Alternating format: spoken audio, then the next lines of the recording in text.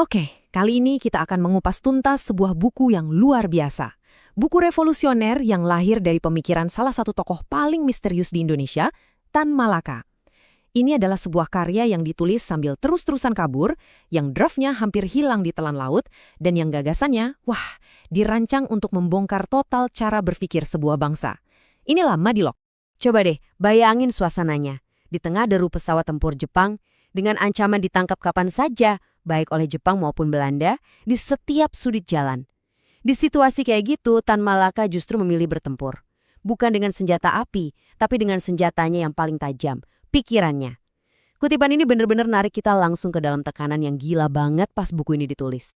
Nah, biar gampang kita ngertinya, kita bakal bedah mahakarya ini jadi 5 bagian. Pertama, kita selami dulu kisah penulisannya yang super dramatis. Terus, kita pahami masalah utama yang mau dia selesaikan, yang disebut rantai logika mistika. Ketiga, kita bongkar kerangka Madilog itu sendiri. Keempat, kita lihat gimana kerangka ini bisa jadi kacamata baru buat melihat masyarakat. Dan terakhir, apa sih tujuan besarnya? Yaitu mengubah dunia. Oke, kita mulai dari sini. Untuk benar-benar bisa menghargai Madilog, kita harus tahu dulu betapa mustahilnya kondisi pas buku ini dibuat. Ini bukan cuma soal nulis buku di meja yang nyaman loh, ini adalah sebuah aksi perlawanan. Proses nulisnya itu sama sekali nggak tenang. Setiap kata di Madilog itu ditulis dalam pelarian. Kebayang nggak sih hasil riset dan tulisan bertahun-tahun harus dibuang ke laut biar nggak ketangkep? Tapi dia nggak nyerah. Dia mulai lagi semuanya dari nol. Di sebuah pondok kecil di Cililitan, pakai identitas palsu, dan terus nulis di bawah ancaman kematian setiap hari. Setiap lembar halamannya itu bukti betapa kuatnya pemikiran dan semangat dia. Nah, sebelum nawarin solusi, Tan Malaka itu jago banget dalam mendiagnosis masalah. Menurut dia, masyarakat kita waktu itu tuh kayak terkurung dalam cara berpikir yang bikin kita nggak maju-maju. Dan dia kasih nama buat penjara itu, logika mistika. Jadi, apa sih logika mistika ini? Gampangnya gini deh, ini tuh cara pandang yang ngejelasin semua hal di dunia ini pakai kekuatan gaib, roh, atau takdir. Bukan pakai logika sebab akibat yang bisa kita lihat dan buktikan. Menurut Tan Malaka, pola pikir pramodern inilah yang bikin bangsa kita jadi pasif, jadi fatalistis, jadi nerimo aja sama keadaan.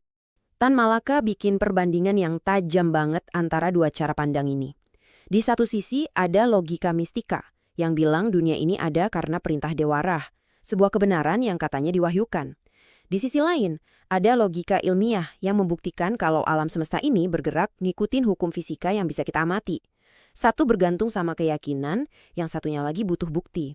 Nah, disinilah medan pertempuran gagasan yang jadi inti dari Madilog.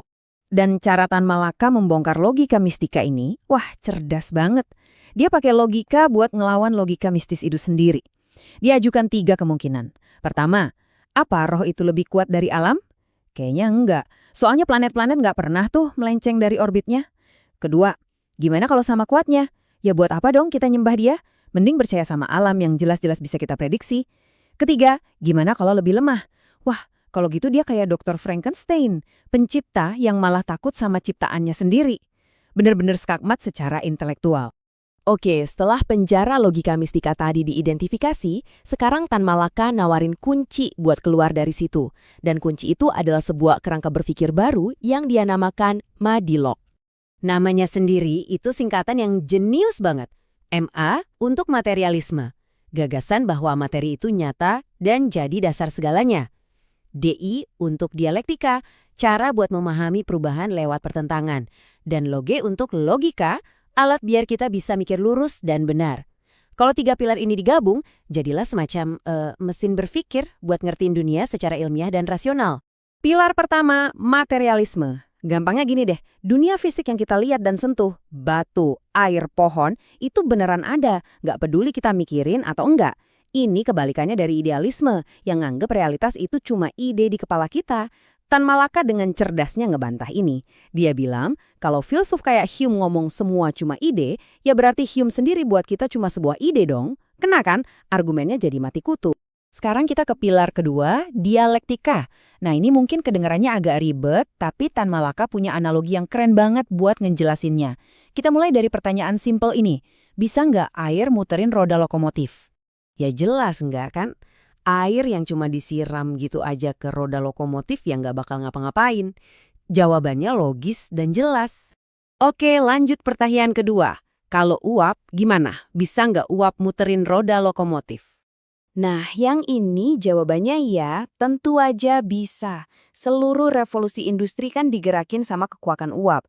Jawaban ini juga jelas dan logis. Nah, disinilah kuncinya. Coba pikirin deh, ada satu momen pas air lagi ada di suhu 100 derajat Celcius. Di momen transisi itu, dia itu air, tapi sekaligus bukan air. Dia itu uap, tapi juga belum sepenuhnya uap. Di saat itu, jawaban ya atau tidak aja tuh nggak cukup. Suatu benda itu mengandung pertentangan di dalam dirinya sendiri dan selalu ada dalam proses untuk berubah. Itulah inti dari dialektika. Lihat dunia itu nggak statis, tapi selalu bergerak dan berubah lewat konflik internalnya. Terus buat apa sih kerangka berpikir yang kelihatannya rumit ini? Nah, Tan Malaka nunjukin kalau Madilog itu bukan cuma buat latihan filsafat, ini adalah alat yang sangat praktis buat nganalisis dunia nyata, terutama buat ngelihat masyarakat dan sejarah. Kalau kita pakai kacamata Madilog, sejarah itu nggak lagi kelihatan kayak rangkaian kejadian acak atau kehendak dewa.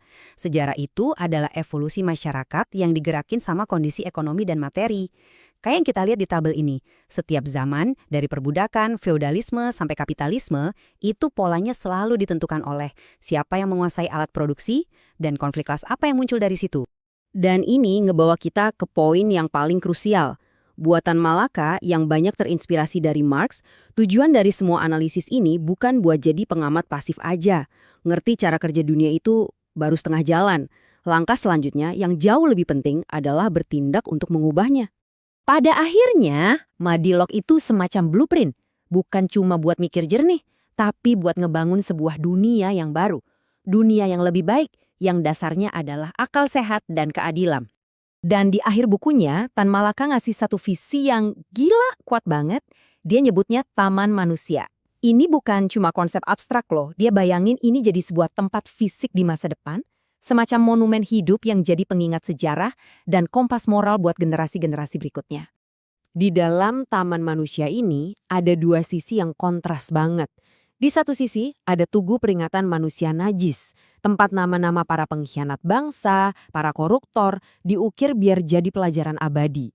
Di sisi lain berdiri tegak patung-patung para pahlawan, para pemikir, para pejuang. Jadi jelas banget bedanya, siapa yang harus kita kenang sebagai pahlawan dan siapa yang harus kita ingat sebagai penjahat sejarah. Jadi inilah tujuan akhir dari Madilog. Ini bukan sekedar buku filsafat yang jelimet. Ini adalah panduan praktis untuk transformasi sosial. Sebuah panggilan untuk menggunakan akal sehat kita, bukan cuma untuk ngertiin masa lalu, tapi untuk secara sadar membentuk masa depan yang lebih adil, di mana jasa dan pengkhianatan nggak akan pernah dilupakan. Perjuangan Tan Malaka ini ninggalin kita satu pertanyaan yang nusuk banget sih. Kalau buku serevolusioner ini bisa lahir dari keterbatasan, dari tempat persembunyian, di bawah ancaman maut, kira-kira gagasan besar apa yang sekarang lagi nunggu buat kita tulis? Di zaman yang serba mudah ini, di mana kita punya akses ke semua informasi, potensi apa sebenarnya yang sedang kita sia-siakan? Untuk berpikir, menulis, dan mengubah dunia.